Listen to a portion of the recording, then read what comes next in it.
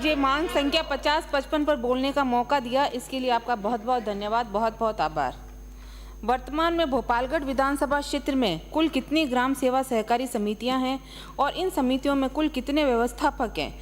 साथ ही राज्य की ग्राम सेवा सहकारी समितियों में व्यवस्थापक पदों पर कुल कितने व्यवस्थापक SC, ST, OBC, EWS और महिला वर्ग से हैं?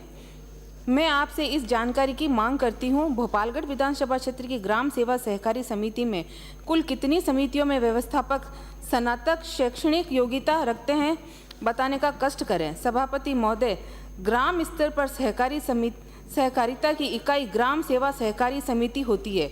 राज्य सरकार का प्रत्येक पटवारी, ग्राम विकास अधिकारी, ANM, प्राइमरी टीचर सभी निर्धारित शैक्षणिक योग्यता के साथ प्रतियोगी परीक्षाओं को पास करके कार्य में नियोजित किए जाते हैं, जबकि इन ग्राम समितियों में नियुक्ति व्यवस्थापक किसी वर्तमान व्यवस्थापक या अध्यक्ष का बेटा या भतीजा या रिश्तेदारी क्यों होते हैं, जिनकी शैक्षणिक योग्यता के संबंध में भी प्रश्न उठते रहते हैं। इनके पास ऐसी क्या शैक्षणिक योग्यता है जो समितियों में ये करोड़ों का व्यापार करते हैं? इन्हें लाखों रुपए के चेक काटने के अधिकार मिल जाते हैं, जबकि आज के समय जब हर तरफ पढ़े लिखे बेरोजगारों की एक फौज है, उस स्थिति में ग्राम सेवा समितियों के व्यवस्थापकों की शैक्षणिक योग्यता 10वीं या 12वीं ही क्यों हैं? बिना किसी प्रतियोगिता परीक्षा के ही ये नौकरियां मिलती है। और इस व्यवस्थापक के पास मिनी बैंकों का चार्ज, FD बनाने का चार्ज, ये व्यवस्थापक बिना किसी वाणिज्य संकाय या वित्तीय कोर्स की डिग्री के सभी प्रकार का वित्तीय लेन देन करते हैं, ना इनकी कोई वित्तीय संस्थाओं की ट्रेनिंग हुई है। ऐसी स्थिति में फिर वहाँ घोटाला गबन नहीं होगा तो क्या होगा, आप ही बताइए मंत्री जी। ऐसी स्थिति में घोटाले नहीं होंगे तो क्या होंगे? सरकार के समृद्धि के लिए मंत्री जी इस स्थिति को सुधार दीजिए, आधा काम तो यूं ही हो जाएगा। सभापति महोदय, क्या सरकार इन समितियों में खुली प्रतियोगी परीक्षा करवाकर नियम के अनुसार आरक्षण देते हुए इन पदों पर परीक्षा के लिए भर्ती कराने का विचार रखती है? यदि हाँ तो कब, नहीं तो क्यों? जोधपुर ग्रामीण जिले में प्रधानमंत्री किसान सम्मान निधि योजना में लंबित पात्र व्यक्तियों को लाभान्वित करने की सशक्त आवश्यकता है और भोपालगढ़ में किसानों को फसल बीमा मुआवजा एवं ऋण नहीं मिला। अध्यक्ष महोदय, प्रधानमंत्री फसल बीमा योजना खरीफ 2023 बावड़ी तहसील के 27 पटवार मंडल में से 15 पटवार मंडल के बीमा कंपनी द्वारा बेवजह आपत्ति लगा दी गई। इसी प्रकार भोपालगढ़ तहसील में 15-16 पटवार मंडल में बीमा कंपनी द्वारा आपत्ति लगा दी गई। महोदय, अभी स्टेट की कमेटी SJRC की बैठक 1 वर्ष से ज़्यादा हो गया है, अभी तक आपत्तियों का निस्तारण नहीं हुआ। महोदय, मेरी मांग है कि भोपालगढ़ के प्रधानमंत्री फसल बीमा योजना खरीफ वर्ष 2023 शेष रहे किसानों का प्रधानमंत्री फसल बीमा की राशि दिलाए जाने की मैं मांग करती हूँ। विगत 1 वर्ष में इफ्को कृषकों द्वारा भोपालगढ़ में समितियों के माध्यम से कितनी यूरिया DAP खाद वितरित की गई, आंकड़े मैं जानना चाहती हूँ। इसी के साथ ही पत्र पत्रिकाओं में छपी खबरों से पता चलता है कि ग्राम सेवा सहकारी समितियों में किसानों के द्वारा DAP मांगने पर उन्हें नैनो यूरिया DAP टैग करके दिए जाते हैं। किसानों को कहा जाता है कि आप इतनी मात्रा की DAP लोगे तो इतनी बोतलें नैनो यूरिया के भी लेने होंगे। इससे किसानों और समिति कर्मचारियों में अक्सर झगड़े होते हैं। ये सही है कि नैनो यूरिया उत्पादन अधिक उत्पन्न होगी, इससे अधिक उत्पन्न होगी। मेरा जब इफ्को कृषकों जैसी समितियों का गठन हुआ था तो ये इन्हीं ग्राम सेवा सहकारी समितियों के कंधे फरी बैठकर आज इतनी बड़ी बनी हुई है। इन्होंने इन्हीं ग्राम सेवा सहकारी समितियों का भरपूर आर्थिक फायदा भी उठाया, लेकिन आज ये IFFCO और इफ्को कृषकों समितियां प्राइवेट केंद्र खोल रही है और ग्राम सेवा सहकारी समितियों के व्यवसाय को ठेस पहुंचा रही है। इफ्को और कृषकों द्वारा प्राइवेट आउटलेट को DAP के साथ नैनो यूरिया अन्य प्रोडक्ट देने के लिए बाध्य नहीं किया जा रहा है। साथ ही इन प्राइवेट आउटलेट के द्वारा यूरिया DAP की कालाबाजारी भी बड़े पैमाने पर करने की रिपोर्टिंग सामने आई है। इससे न केवल किसानों को खुला लूटा जाने के लिए इनके हाल पर छोड़ा जा रहा है, बल्कि इन ग्राम समितियों के व्यापार को भी बड़े पैमाने पर नुकसान हो रहा है और किसानों को भी निजी फर्मों के भरोसे छोड़ा जा रहा है। सभापति महोदय, मैं आपके द्वारा मंत्री जी से जानना चाहूँगी कि ऐसे में जब ग्राम सेवा सहकारी समिति की आय ही घट जाएगी तो किसानों को सहकार से समृद्धि का लाभ कैसे मिलेगा? कृपया समझाने का कष्ट करें। निजी दुकानों की इस लूट को रोकने के लिए विभाग द्वारा क्या उपाय का नियम बनाए गए हैं, अवगत कराएं।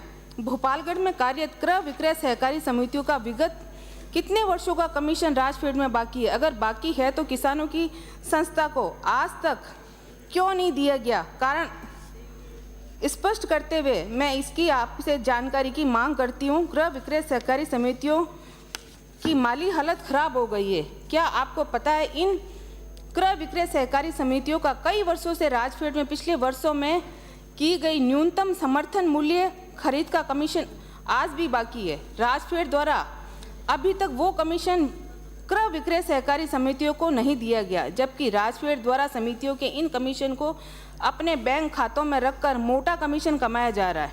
इससे इन समितियों की माली हालत खराब हो रही है। मंत्री जी, आप द्वारा इन समितियों के इतने वर्षों के ब्याज सहित इनके वाजिब हक के कमीशन को दिलाने के लिए कार्रवाई करने की मैं आपसे मांग करती हूं। सभापति महोदय, क्रय विक्रय सहकारी समितियों का राजफेड में पिछले वर्षों में समर्थन मूल्य पर खरीद हुई, इसके कमीशन की समितियों को भुगतान की क्या स्थिति है? क्या ये सही है कि राजफेड जो समय एक समिति है वह समितियों के विगत वर्षों में हैंडलिंग और परिवहन की दरों को अप्रूव करने के 5 वर्षों के बाद अब क्रय विक्रय सहकारी समितियों के भुगतान बिलों में कटौती कर रही है? इसका क्या कारण? क्या राजफेड के लेखों के लिए कोई अलग से लेखा वित्त वर्ष निर्धारित किए गए? इसकी स्थिति स्पष्ट करवाने का कष्ट करवाएं। सभापति महोदय, क्या इस प्रकार की अकाउंटिंग जायज़ है? अगर कहीं पर अनियमितता हुई है तो इस वित्तीय वर्ष में राजफेड को क्या यह कार्य नहीं करना चाहिए था? राजफेड के ऐसे अधिकारी जिनके द्वारा ये लापरवाही करके क्रय विक्रय सहकारी समितियों को जानबूझकर हानि पहुंचाने का कार्य किया गया, ऐसे लापरवाह और दोषी अधिकारियों के विरुद्ध क्या कार्रवाई की गई तो क्या की गई और नहीं की गई तो क्यों नहीं की गई?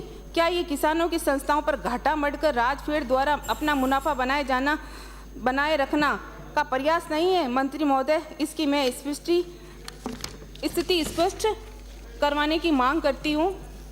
सभापति महोदय, क्या आप सदन के आश्वस्त कर रहे हैं कि आगामी खरीद के लिए केवल पारदर्शी तरीके से आरटीपीपी एक्ट की पालना करवाकर ही क्रय विक्रय सहकारी समितियों में खरीद के ई टेंडर करवाकर समर्थन मूल्य खरीद के कार्य को करवाया जाएगा? भोपालगढ़ विधानसभा क्षेत्र के किसानों को प्रदेश के प्रत्येक किसान के लिए सीधा सवाल है, जब किसान की लागत 50 क्विंटल उत्पादन के बराबर है तो सरकार केवल 40 क्विंटल कृषि के इस समर्थन मूल्य को क्यों खरीद रही है? क्या एमएसपी का उद्देश्य केवल नाम मात्र की सहायता देना है या किसानों को उनकी लागत और जोखिम का उचित मुआवजा दिलाना है? सरकार को इस सीमा को 50 क्विंटल तक बढ़ाना चाहिए जिससे किसानों की आय 25% तक सीधा इजाफा होगा, खेतों की स्थिति बढ़ेगी, कर्ज के चक्कर से किसान मुक्त होंगे। राष्ट्रीय कृषि नीति 2022 के किसान आय दोगुनी करने के लक्ष्य को प्राप्त करने में योगदान मिलेगा। माननीय सभापति महोदय, कटौती प्रस्ताव का ये सार है कि यदि सरकार किसानों के हित में ठोस कदम नहीं उठाएगी तो हम इस बजट के आवंटन को स्वीकार नहीं कर सकते। कृषि हमारी अर्थव्यवस्था की रीढ़ है। क्या सरकार किसानों को उनकी उपज का उचित मूल्य दिलाने के लिए नीतिगत साहस दिखाएगी? मैं सरकार से निवेदन करती हूं कि वह इस प्रस्ताव को तत्काल लागू करने की दिशा में ठोस पहल करे। भोपालगढ़ के किसानों का ये आवाज़ पूरे प्रदेश के किसानों की आशाओं का प्रतिनिधित्व करती है। किसान हमारी अर्थव्यवस्था की रीढ़ है। इनकी आय बढ़ाने के लिए नीतिगत साहस की आवश्यकता है। मुझे विश्वास है कि सरकार इस प्रस्ताव का सकारात्मक विचार रखेगी। सभापति महोदय, खाद्य नागरिक आपूर्ति और उपभोक्ता मामलों विभाग के बजट आवंटन में कटौती की मांग करते हुए इस राज्य की जनता के प्रश्नों के जवाब चाहती हूं और माननीय अध्यक्ष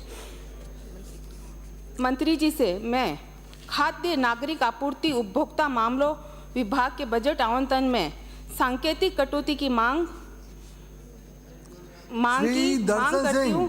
2 मिनट। यह मोशन विभाग द्वारा जनहित के मुद्दों पर नाकामी नीतिगत लापरवाही को चिन्हित करने के लिए राजेंद्र गुजर